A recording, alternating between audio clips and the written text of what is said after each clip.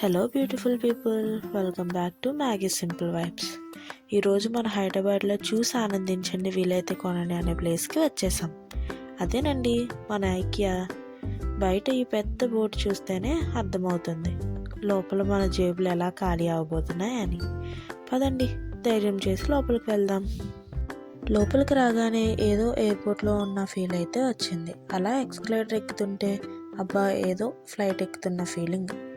ఇక్కడ ఫస్ట్ కనిపించేవి ఆర్టిఫిషియల్ మొక్కలే. వీటికి నీళ్ళు పోయక్కర్లేదు, అస్సలు ఎండిపోవు. అండ్ ఇంట్లో డెకరేషన్కి ఇవి పర్ఫెక్ట్.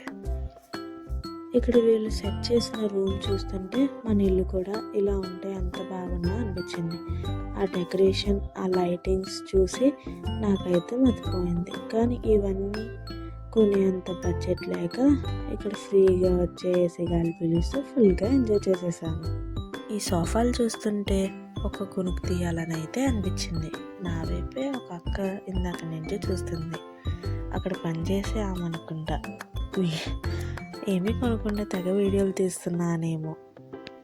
ఇంకా ఆక్వర్డ్గా అనిపించి అక్కడ నుండి వచ్చేసా. అసలు ఈ చిన్న ప్లేస్ని కూడా ఎంత బాగా సెట్ చేశారో కదా. ఏదో సినిమా సెట్టింగ్ చూస్తున్నట్టే ఉంది. మన ఇంట్లో ఫర్నిచర్ ఉంటే సరిపోదు, దాంతోపాటు హౌస్ ఎలా ఆర్గనైజ్ చేసుకోవాలో కూడా తెలుసుకోవాలి.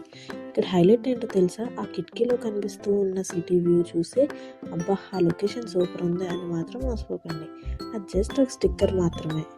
అసలు ఎన్ని సెట్టింగ్స్ చూసినా తక్కువే, ఒకదాన్ని ఒకటి మించి ఉన్నాయి కదా.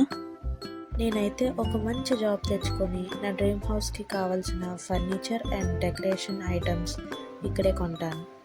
కొంచెం రీజనబుల్గా అండ్ క్వాలిటీగా కావాలనుకుంటే ఐకియాకి వచ్చేసేయండి.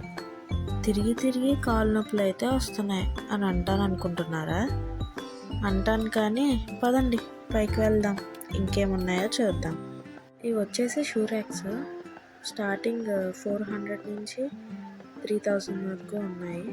మనకి ఇప్పుడు దాకా చూసిన అన్ని సెటప్స్ కన్నా నాకు ఎందుకో ఈ సెటప్ చాలా బాగా అనిపించింది. అన్నిటికంటే నాకు ఈ డైనింగ్ సెట్ అయితే పిచ్చి పిచ్చిగా నచ్చేసింది. ఫ్యామిలీ అందరితో కలిసి తింటే భలే అనిపిస్తుంది. ఆ లైట్స్ చూసారా, భలే అనిపించింది.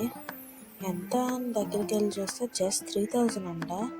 అబ్బో ఎందుకులే అని అలా గ్లాసెస్ అవి చూస్తూ కవర్ చేసుకుంటూ మళ్ళీ ముందుకు వెళ్ళిపోయాను. అలా వెళ్ళగానే కిడ్స్ చైర్ అయితే చూసాను.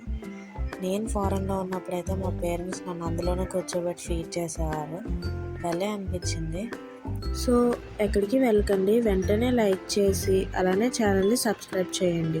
ఈ వ్లాగ్ మీకు ఎలా అనిపించిందో కామెంట్ చేయండి. మళ్ళీ పార్ట్ 2లో కలుద్దాం. Stay tune. Bye bye.